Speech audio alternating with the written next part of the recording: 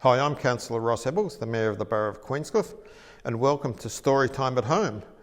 The book that I'm going to read to you today is one of my all-time favourites, and it's the favourite because it talks about, well, it's actually written by local people, and the characters are also local here to the Borough of Queenscliff. And when I talk about the characters are actually Couta Boats.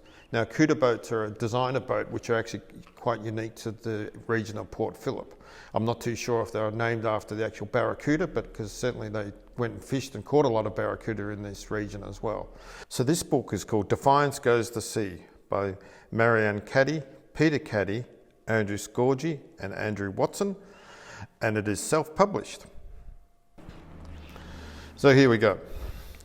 Down by the harbour, tied up to the dock, Defiance the Couta boat would weigh and rock.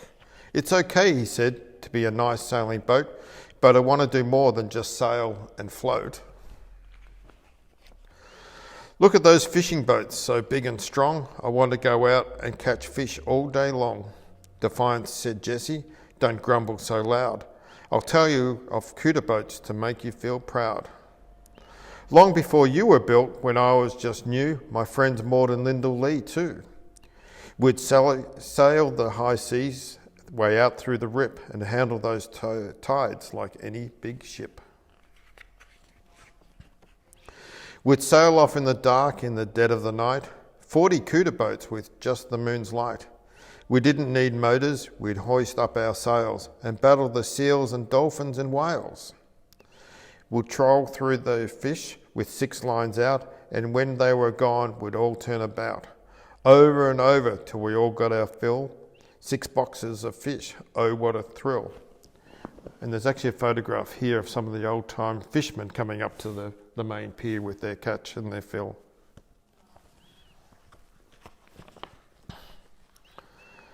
And Defiance, you know we were built to go fast. We'd race back to the shore to be first and not last. And when we were there, we'd sell our catch for a very good price that no one could match. They were the glory days, young one, so lively and merry, when folks came to town by rail or by ferry. They'd party and sing, and how the time flew. Even movie stars sailed on our Couta boats too. So there's some photographs here showing how many people used to come to the main pier at Queenscliff, one to buy their fish, and also they'd come down by the ferry from Melbourne.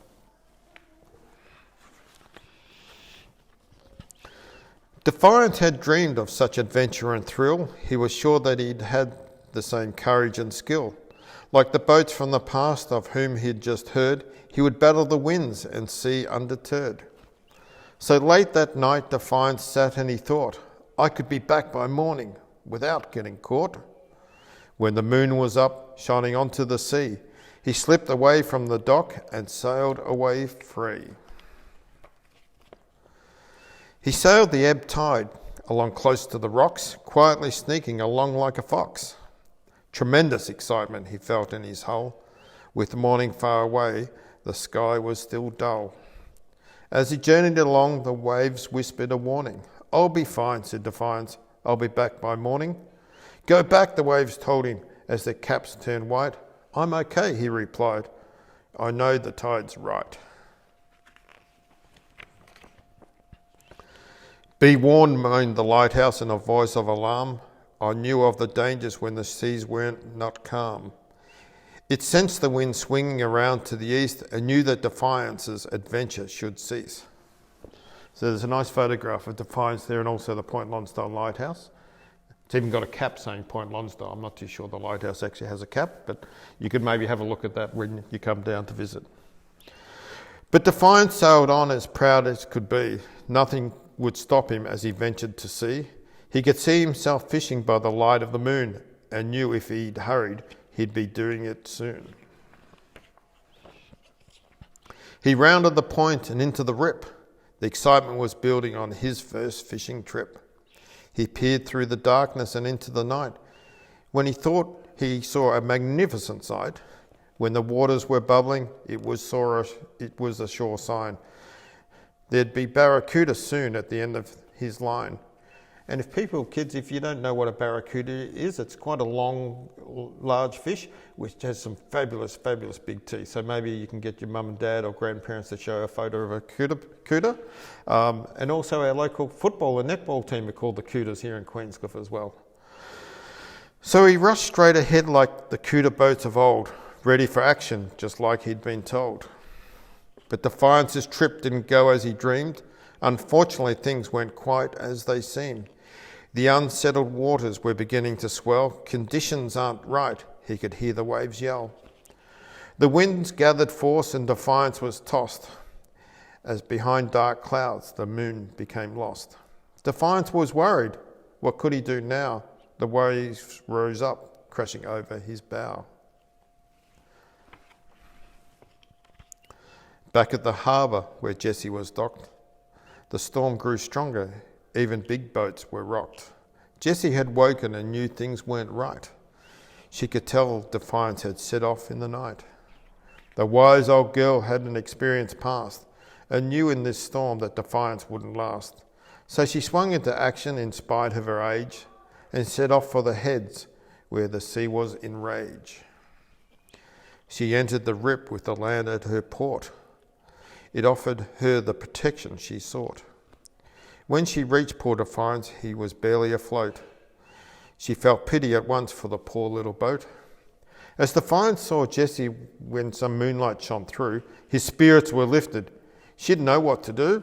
She moved with such grace as she motored towards him. But when she sailed by, he thought she'd ignored him. So you can see the two boats there. There seems to be one happy boat and one pretty sad boat there as well. She swung around quickly, heading windward once more, a move that she must have manoeuvred before. Through Fisherman's Channel sailed the ebb tide, the lighthouse called out, high up by her side. The lighthouse shone down and showed them the way. "Come on, you can do it," she heard him say. She guided Defiance back towards land, and they saw out the storm near the beach by the land. So you can see the lighthouse once more, and also the two boats coming back to the closest of the shore to safety. Jessie stayed with Defiance while he rested, knowing full well that his pride had been tested. When the wind settled down at the breaking of dawn, little Defiance awoke with a yawn. He gazed over at Jessie, then out at the rip, and immediately wanted to forget the whole trip. Expecting a lecture, back to Jessie he turned, but Jessie said nothing. His lesson he'd learned. And there's a photographs here of the two boats, and these are the two lighthouses in Queenscliff, and then you can see the lighthouse here in Point Lonsdale as well. Now back at the harbour, tied up to the dock, Defiance is happy to just sway and rock. I'm glad, he thought, I can sail with style. I'll give fishing away, at least for a while.